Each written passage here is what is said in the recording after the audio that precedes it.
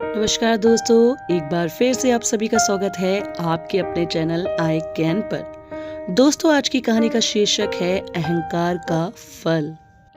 दोस्तों, एक समय की बात है। एक गांव में एक मूर्तिकार रहता था। मूर्ति कला के प्रति अत्यधिक प्रेम के कारण उसने अपना संपूर्ण जीवन मूर्ति कला को समर्पित कर दिया था। परिणामतः वह इतना पारंगत हो गया था कि उसकी बनाई हर मूर्ति जीवन प्रतीत होती थी। उसकी बनाई मूर्तियों को देखने वाला उसकी कला की भूरी भूरी प्रशंसा करता था। उसकी कला के चर्चे उसके गांव में ही नहीं बल्कि दूर दूर के नगर और गांव में होने लगे थे। ऐसी स्थिति में जैसा कि सामान्यता होता है, वैसा ही मूर्तिकार के साथ भी हुआ। उसके भीतर अहंकार की भावना जागृत हो गई। वह स्वयं को सर्वश्रेष्ठ मूर्तिकार मानने लगा।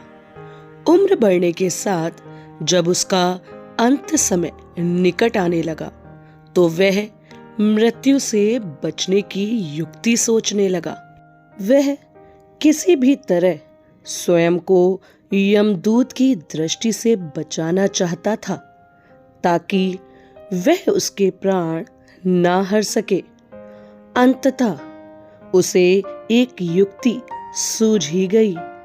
उसने अपनी बेमिसाल मूर्ति कला का प्रदर्शन करते हुए 10 मूर्तियों का निर्माण किया। वे सभी मूर्तियां दिखने में हूबहू उसके समान थी। निर्मित होने के पश्चात सभी मूर्तियां इतनी जीवंत प्रतीत होने लगी कि मूर्तियों और मूर्तिकार में कोई अंतर ही न रहा। मूर्तिकार उन मूर्तियों के मध्य जाकर बैठ गया और युक्ति अनुसार यमदूत का उसे इन मूर्तियों के मध्य पहचान पाना असंभव था। उसकी युक्ति कारगर भी सिद्ध हुई। जब यमदूत उसके प्राण हरने आया, तो 11 एक सरीकी मूर्तियों को देख चकित रह गया। वह उन मूर्तियों में अंतर कर पाने में असमर्थ था, किंतु उसे ज्ञात था कि इन्हीं मूर्तियों के मध्य मूर्तिकार छुपा बैठा है। मूर्तिकार के प्राण हरने के लिए उसकी पहचान आवश्यक थी। उसके प्राण ना हर पाने का अर्थ था प्रकृति के नियम के विरुद्ध जाना। प्रकृति के नियम के अनुसार मूर्तिकार का अंत समय आ चुका था। मूर्तिकार की पहचान करने यमदूत हर मूर्ति को तोड़कर देख सकता था, किंतु वह कला का अपमान नहीं करना चाहता था। इसलिए इस समस्या का उसने एक अलग ही तोड़ निकाला। उसे मूर्तिकार के अहंकार का बोध था, अतः उसके अहंकार पर चोट करते हुए वह बोला, वास्तव में ये सब मूर्तियां कलात्मकता और सौंदर्य का अद्भुत संगम है, किंतु मूर्तिकार एक त्रुटि कर बैठा। यदि वो मेरे सम्मुख होता, तो मैं उसे उस त्रुटि से अवगत करा पाता। अपनी मूर्ति में त्रुटि की बात सुन उस अहंकारी मूर्तिकार का अहंकार जाग गया।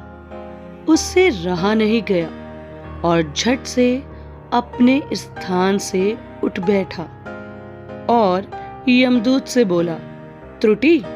असंभव। मेरी बनाई मूर्तियां सर्वदा त्रुटिहीन होती हैं। यमदूत की युक्ति काम कर चुकी थी।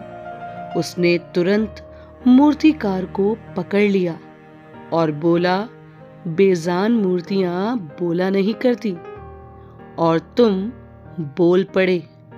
यही तुम्हारी त्रुटि है कि अपने अहंकार पर तुम्हारा कोई बस नहीं।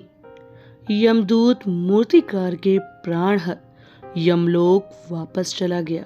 दोस्तों, किसी ने सही कहा है, अहंकार विनाश का कारण होता है। इसलिए हमें कभी भी अहंकार को खुद पर हावी नहीं होने देना चाहिए और विनम्रतापूर्ण अपना जीवन व्यतीत करना चाहिए। मैं आशा करती हूँ ये कहानी आपको जरूर पसंद आई होगी। तो चैनल को सब्सक्राइब करना और वीडियो को लाइक करना बिल्कुल मत भूलिएगा। धन्यवाद।